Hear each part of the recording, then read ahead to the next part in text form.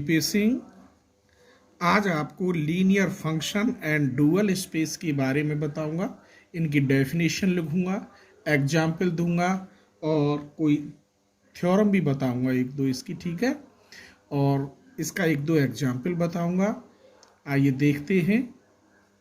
चलिए, linear function and dual space. सबसे पहले मैं आपको समझाता हूं कि आखिर लीनियर फंक्शन होता क्या है। उसकी डेफिनेशन लिखते हैं। Linear function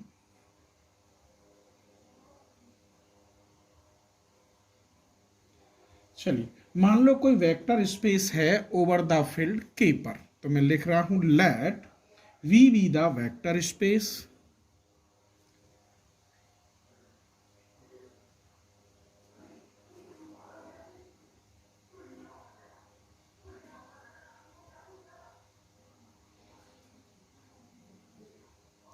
over the field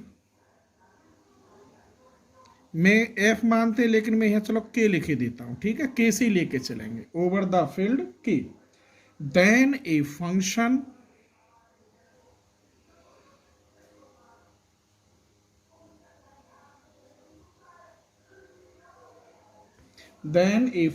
f such that v tends to k।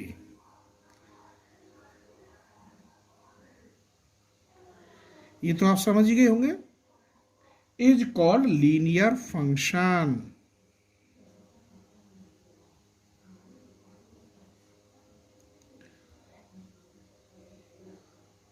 Linear function.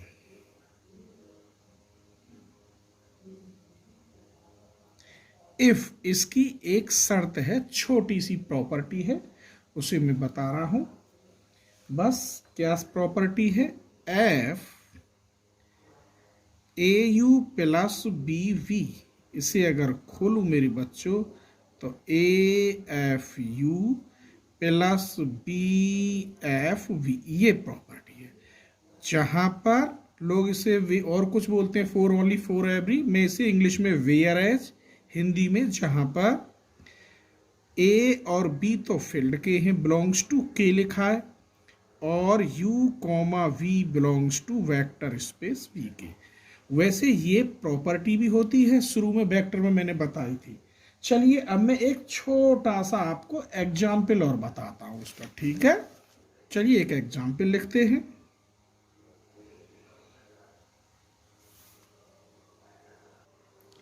एक एग्जाम्पल लिख लिया मैंने। If V is a vector space over the field K ही लेके चल रहा हूं, then a function T such that V tends to K such that T u equal to 0, जहां पर u बिलोंग्स टू v। ये u जो है अंदर वाला किस में बिलोंग करेगा? वेक्टर स्पेस में। Is a linear function on v। चलिए मैं बनाता हूं इसे। मान लीजिए u और v में है और a b फील्ड में है। चलो प्रॉपर्टी लेके चलनी पड़ेगी। लेट u और v belongs to capital V and a b belongs to field K. तब ये वेक्टर स्पेस में छोटी सी प्रॉपर्टी थी, तो a you plus B v belong करेंगे वी में। बेटा ए बी तो फील्ड के हैं, यू भी इनके हैं, और इन्हें ऐसे लिखें, ए की यू के साथ, बी की वी के साथ करें और प्लस करें, तो ये जो आंसर है ये वी में होता है। ये प्रॉपर्टी है वेक्टर स्पेस में शुरू में है। अब एक बात देखिए, यहां ऊपर चलिए, u बिलोंग्स टू v। देखो फिर u बिलोंग्स टू v, तो टी यू बराबर 0। अब यहाँ u की जगह पे क्या है? A you plus B v belongs to v, तो T A you plus B we equal to क्या होना चाहिए? 0। ये बात समझ में आ गई होगी। चलिए इसे ऐसे भी लिख सकते हैं हम, a you plus B we equal to 0 plus 0। Detail में निकालूंगा। इसे ऐसे भी लिख सकते हैं मेरे बच्चों, A you plus B we equal to A dot 0 plus B dot 0, क्योंकि 0 ही हो गया। चलिए इसे ऐसे भी लिख सकते हैं मेरे बच्चों, T A you plus B we equal to A. देखिए जीरो की वैल्यू कितनी है, टी यू है ए। अब देख लो जीरो की वैल्यू कितनी है, टी यू। तो यह जीरो की जगह पे मैं लिख सकता हूं T U plus B. Similarly इस जीरो की जगह पे लिख सकता हूं टी वी। बेटा यही तो था लीनियर फंक्शन। इससे क्या सिद्ध हुआ, बोलो। It follow that T is linear function.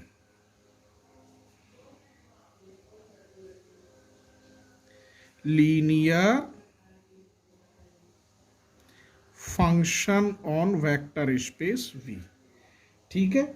और इसको बेटे जीरो वेक्टर स्पेस भी कहते हैं, जब इसका आंसर जीरो आया, जीरो फंक्शनल। क्या कहते हैं, जीरो फंक्शनल भी कहते हैं। चलिए अब मैं लीनियर की तो मैंने बता दी तुम्हें, लीनियर फंक्शन की डेफिनेशन एग्जाम्पल दे दिया। अब बात आती है डुअल स्पेस। किसकी, डुअल स्पेस की। चलिए तो यहीं आगे इधर से लिख लेते हैं, ए इधर से बेटा, डुअल स्पेस इसके बराबर में यहां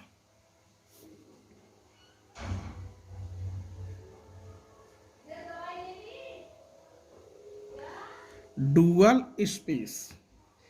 द वेक्टर स्पेस, कोई भी मान लो, मैं वैसे लिख रहा हूं, the vector space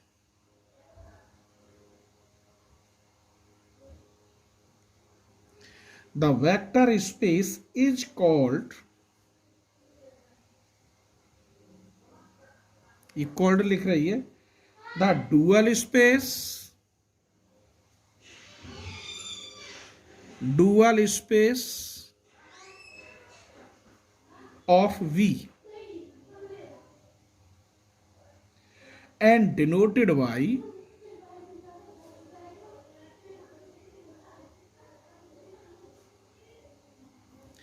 V star as a conjugate. ये मैट्रिक्स में पढ़ा होगा, वी हर्मिशन भी कहते हैं इसे।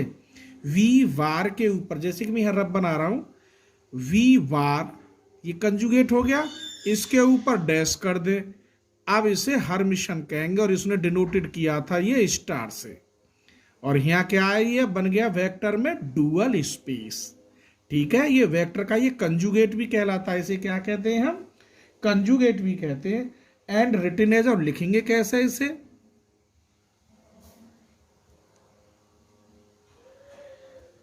रिटन एज, इसे लिखते कैसे हैं बेटे, यहां लिख रहा हूं, ये V star equal to L V K. ठीक है, L means linear function, V vector space over the field K. और यहां पर अगर जरूरत पड़ी निकालूं बाहर, तो डायमेंशन जो के होता है उसकी वैल्यू 1 होती है बेटा, क्योंकि आइडेंटिटी 1 है, 1 ही निकाल सकते हैं। ठीक है, क्या होती है, 1 होती है। चलिए इस पे भी मैं एक छोटी सी थ्योरम देता हूं, जिससे अच्छी तरह आपके समझ में आए। चलिए मैंने एक थ्योरम लिख ली है मेरे बच्चों। Let V be a finite dimension vector space over the field K. जब मैंने फाइनाइट मानी है तो वी का मैं कोई नंबर मानूंगा, जैसे एन मान लेता हूं, over the field K. Then prove that, बस ये प्रूव करना, dimension V star equal to, या डुअल स्पेस कहेंगे, या मैं बोल ही रहा हूं V star equal to dimension V. आइए इसे प्रूफ करते हैं। Let V be n dimension vector space, जो कि फाइनाइट दिया है तो एन मान लेता हूं। Let V be n dimension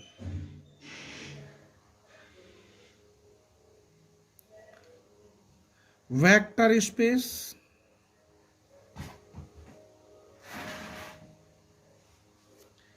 over the field K.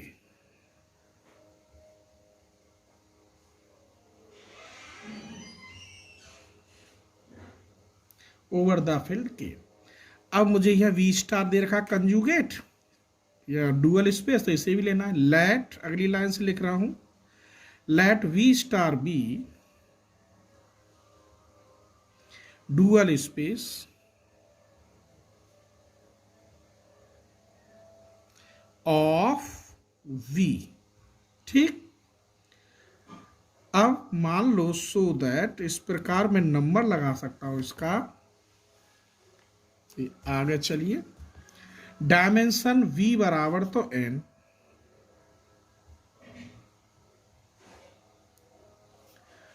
और ये एल वी के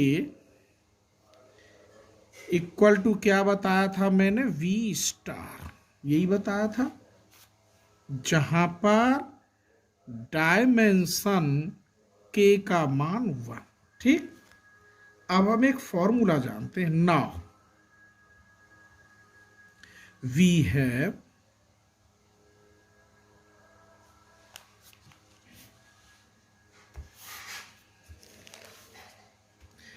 we have dimension L, U और वी दोनों ले लें, यू से बी में जाता है, तो इसे हम लिख सकते हैं dimension U into dimension V. ये तो मालूम होगी, बेसिस वाले में है टॉपिक में। अब मैं इसके आधार पर लिख रहा हूं मेरे बच्चों, डायमेंशन एल वी के। तो इसे आप कैसे लिखेंगे, अब डायमेंशन वी इंटू डायमेंशन के लिख सकते हैं। और ये डायमेंशन के का मान मैंने क्या बताया है, 1। तो बेटे ये रह गया डायमेंशन वी इंटू 1, अर्थात ये वैल्यू बनी डायमेंशन वी की। कोई शक? और ये जो है एल वी के, ये मैं तुम्हें बता चुका हूं, वी स्टार, देख लो। और ये वैल्यू बनी मेरे बेटा डायमेंशन वी स्टार। ठीक है, तो ये प्रूफ था, dimension V star equal to बन गया डायमेंशन वी। चलिए आगे देखते हैं। डुअल बेसिस देखिए, मान लीजिए लेट डायमेंशन वी की डायमेंशन वी के ओवर द फील्ड के या की जो वैल्यू है वो n है, लेकिन एक शर्त है, इसका मान 1 से बड़ा या 1 के बराबर होना चाहिए। और मैं कोई सेट मान रहा हूं, let set B equal to alpha 1 alpha 2 dot dot alpha n, B a basis of v over the field k। मैं डायरेक्ट लिख रहा हूं ओवर द फील्ड के ऐसे, ठीक है। और लीनियर फंक्शन भी मानना होगा, चलो उसे भी मान लेता होगी लाइन से, let psi 1 psi 2 dot dot psi n, और ये बिलोंग करेंगे सब v में, बी ए लीनियर फंक्शन।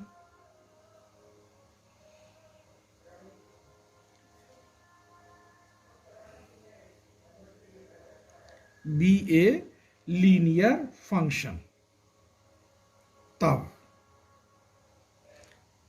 क्या होती है मेरे बच्चों प्रॉपर्टी, ये देखो, साई आई और इसके अंदर जो अल्फा 1 अल्फा 2 है वो मैंने मान लिया जी। इसकी वैल्यू 1 होगी कब, जब आई बराबर जे हो। इसकी वैल्यू 0 होगी जब आई बराबर नहीं हो जे के। जैसे मैं अब एक एग्जांपल दे रहा हूं, यही देखो, ये साई 1 और यहाँ अल्फा 1 हो तो 1, साई 1 अल्फा 2 हो तो 100% 0, या साई 2 अल्फा 1 हो तो भी 0, अर्थात यहाँ साई 3 अल्फा 3 हो तो भी इसका मान 1। ये दोनों सेम हो तो 1, बाकी ये अलग अलग हैं तो 0, यही कह रहा है। और बेटा इसे क्रोंकर डेल्टा भी कहते हैं। चलिए मैं अब एक डुअल बेसिस पर वेरी वेरी इंपॉर्टेंट एग्जाम्पल देता हूं। चलिए मैंने एक एग्जाम्पल लिख लिया है, find the dual basis of the basis set दे रखे हैं। ये इन तीनों को मैं मान रहा हूं, लेट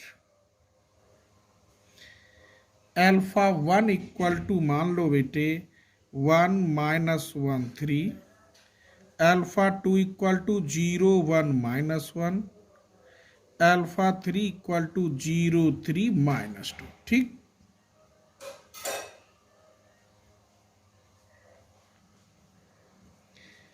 आइए अब हमें लीनियर फंक्शन बनाना है, तो कैसे डिफाइन का वो भी मैं मान रहा हूं लेट बाय लीनियर फंक्शन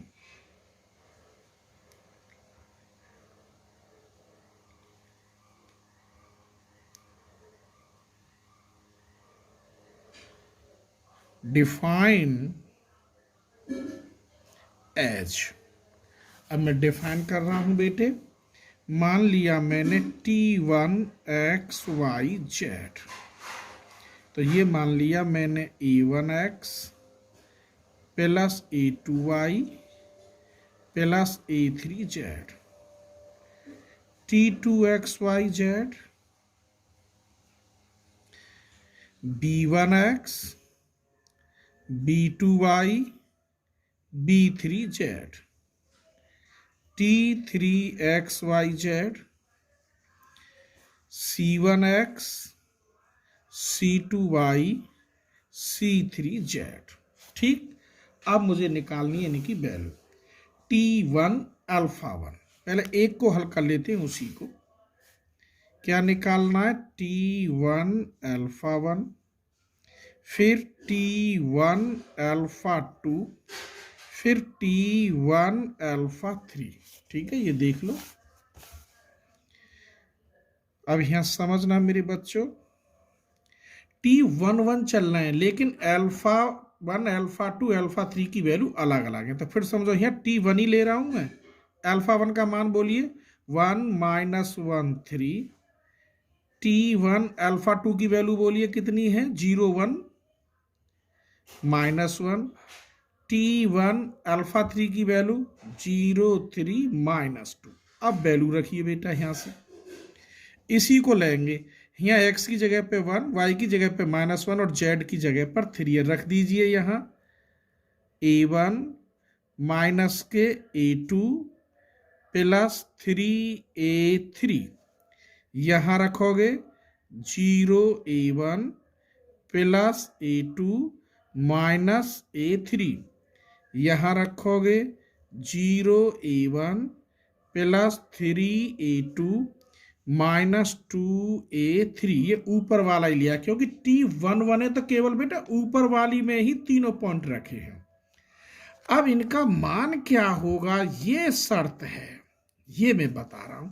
अभी आपको मैंने क्रोंकर डेल्टा वाली या डुअल बेसिस वाली वहां में प्रॉपर्टी में बताया था, अगर यहाँ 1 है और यहाँ पर भी 1 है, दोनों सेम है, तो उसका आंसर 1 होता है। अगर यहाँ 1 यहाँ 2 यहाँ 1 यहाँ 3 अलग अलग हों तो 100% उनका मान 0 होता है। जो वैल्यू 2 0 आती है मेरे बच्चों, उन दोनों को क्रॉस मल्टीप्लिकेटिव मेथड से सॉल्व करते, जैसे मैं कर रहा हूं यहां पर a1 a2 a3। चलिए ये दबाया, माइनस के 2 प्लस के 3, यहाँ देखो फिर इधर ले गए माइनस के 2 और यूं प्लस के 3, तो क्या बचेगा 1, फिर उल्टा करो यूं 0 फिर 0, फिर ये करोगे तो 0 0, फिर दोबारा देख लो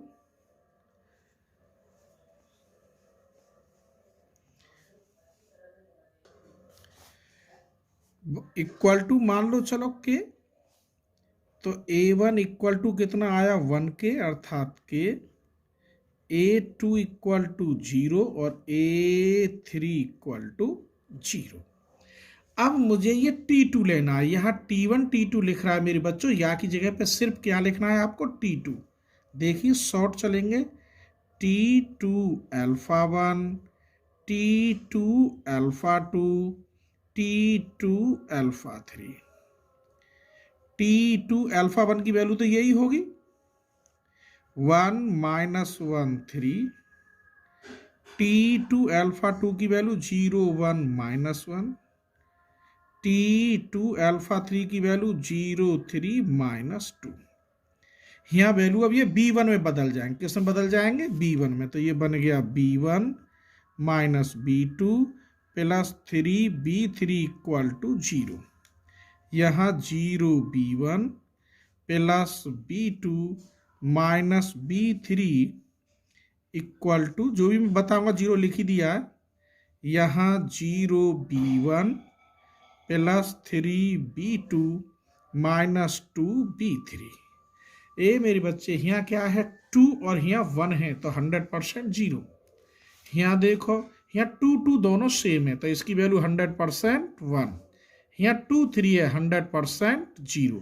जिनकी 0 वैल्यू होती है बेटा उसे क्रॉस मल्टीप्लिकेटिव से सॉल्व करते हैं। B1 - B2 + 3B3 = 0। नीचे वाली लो 0B1 + 3B2 - 2B3 = 0। B1 B2 B3 ये दबाओ 2 1 2 माइनस के 3 3 9 तो माइनस के 7। ये दबाओ इधर उल्टा 0 + के 2 ये दबाओ 3 1 3 = के। या माइनस की मल्टीप्लाई कर दूं तो ये प्लस है जाएगा, ये माइनस और ये माइनस। तो B1 = 7K, B2 = -2K, B3 = -3K। आइए अब मैंने T2 ले लो, अब लेनी है T3। बस वही कंडीशन चलेंगे T3 α1 T3 α2 T3 α3। वैल्यू तो वो ही है मेरे बच्चों। T3 α1 की वैल्यू है 1 -1 3, T3 0 1 -1, T3 0 3 -2। चलिए